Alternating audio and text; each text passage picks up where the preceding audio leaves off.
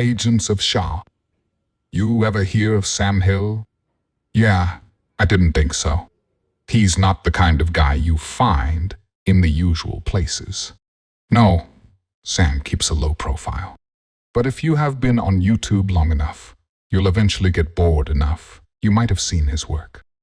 He's this seemingly harmless guy, low-tier creator, runs a channel where he claims he talks about life, philosophy, and some artsy, niche stuff. A total hipster, the kind that tries way too hard to sound young and cool. But whenever I watched it, all I ever heard was a bunch of middle-aged people fighting. But Sam's voice, it doesn't fit. He says he's in his 30s, but that voice, it's gravelly, rough, way older than he claims. Like someone trying to cover up decades of decay. And when he talks, there's this weird slang, a blend of 60s beatnik lingo and modern-day internet speak. It never quite sounds right. Almost like someone pretending they know the latest trends, but are stuck in some bygone era. Now, Sam's got a backstory. Or, at least, the one he tells. According to him, his dad was some cold, heartless bastard who never cared about him. But here's the thing: people who've dug deep, really deep, say it's more than that. Sam's father tried. He really did. But something was wrong with Sam, always had been. Maybe his dad saw it early on. You know, the kind of kid that looks at you just a little too long, smiles a little too wide, like they're in on some cosmic joke you'll never understand. His mom? She was weak. She gave in to whatever Sam wanted, turned a blind eye to his weird obsessions. The way he'd kill small animals and laugh about it. The way he'd set fires just to see how quickly things could burn.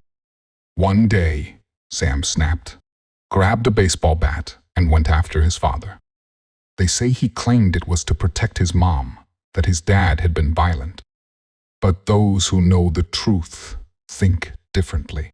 Sam didn't hit his dad hard enough to kill him. No, he lacked the strength, the power. But that was the last straw. His father had enough and kicked him out. Disowned him. That's when things got worse. Much worse. Sam packed up what little he had and left, begging distant relatives for money, then hitchhiking to California. He was just a kid, 16 maybe, but in every version of the story he tells, his age is always vague. He never gives a straight answer, probably because he never wanted anyone to know just how young he was when things started getting twisted. Or how old he was now. He found himself on Venice Beach, pretending to be some wannabe surfer. Didn't take long before an older man took an interest in him. This guy? A drug dealer, the kind that lurks in the shadows, waiting for someone desperate enough to do anything. And Sam, well, Sam fit that bill. The dealer took him under his wing. But it wasn't just business. This guy was into Sam for other reasons. Dark reasons. What Sam would do to keep that roof over his head. Unspeakable. And as time went on, the acts became darker, more perverse. Sam crossed lines. Sexual lines. Criminal lines. And then, demonic lines. See, this dealer? He wasn't just pushing drugs. He was into some heavy occult stuff. And Sam, whether he knew it or not, was the perfect vessel.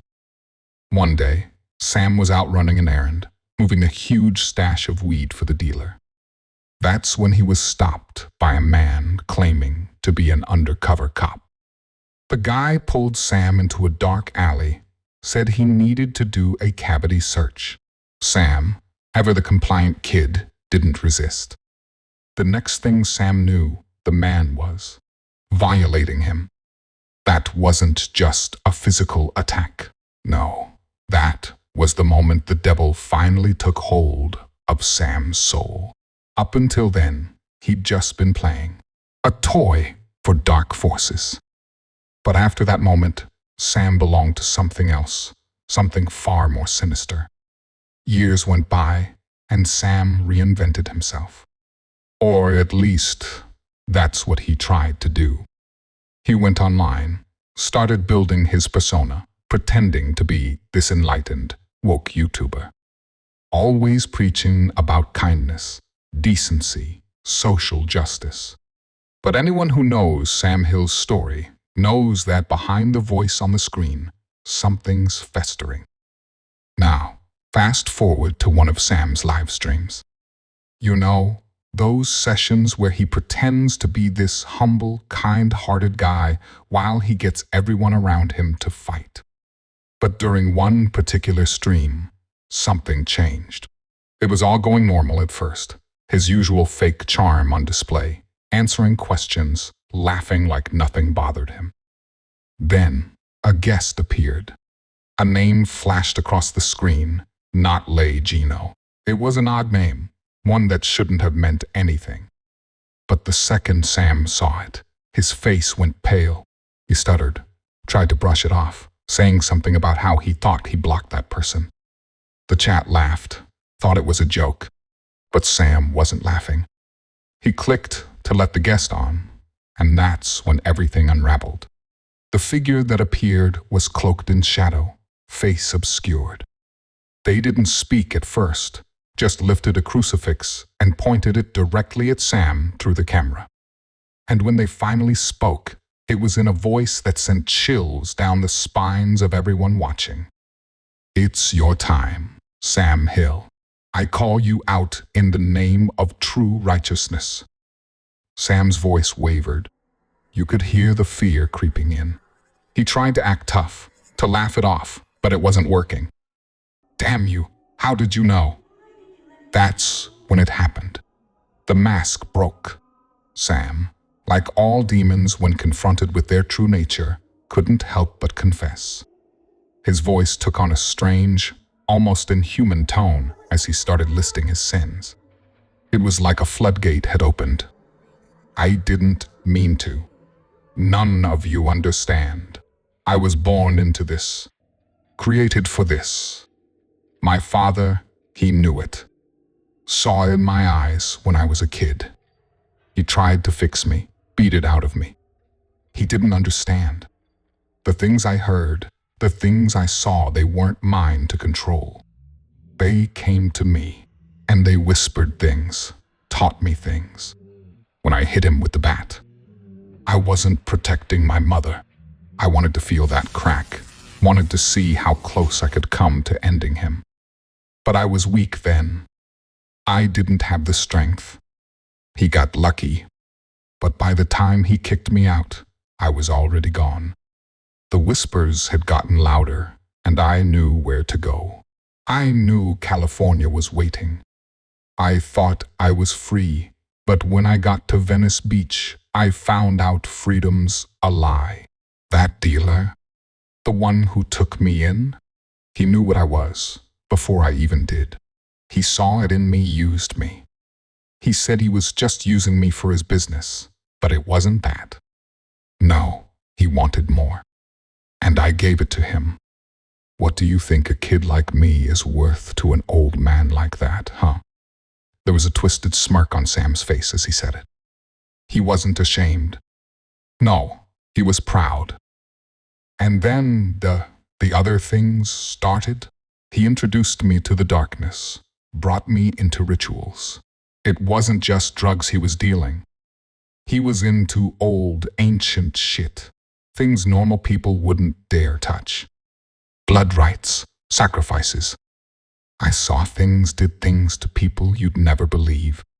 He'd have me hold them down while he carved them open, whispering words in some dead language as their screams filled the room. And me, I was there, soaking it all in. I loved it, needed it. Their blood on my hands felt like power, like something alive, feeding me. That day in the alley with the fake cop, that was a turning point. I thought I was just getting screwed over, but it wasn't that.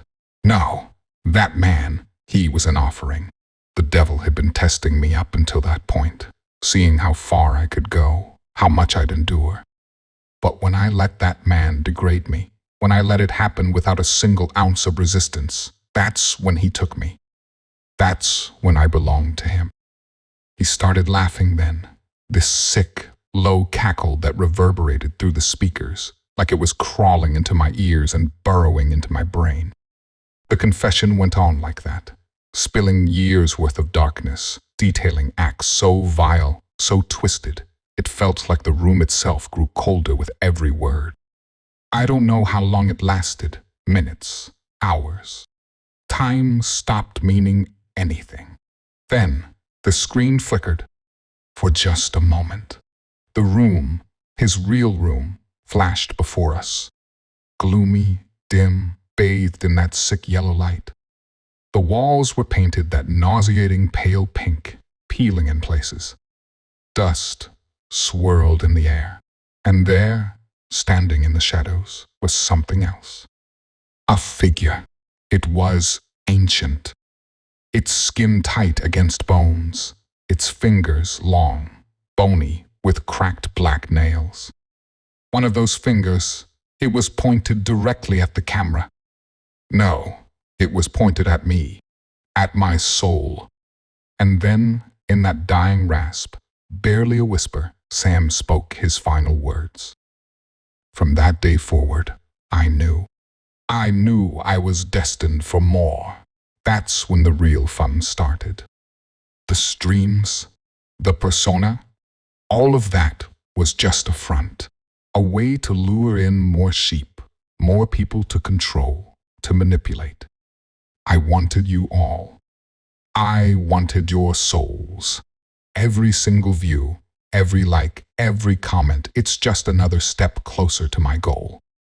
You thought you were watching me for entertainment? Nah, you were offering yourselves to me. SHA. Then, just like that, the screen went black.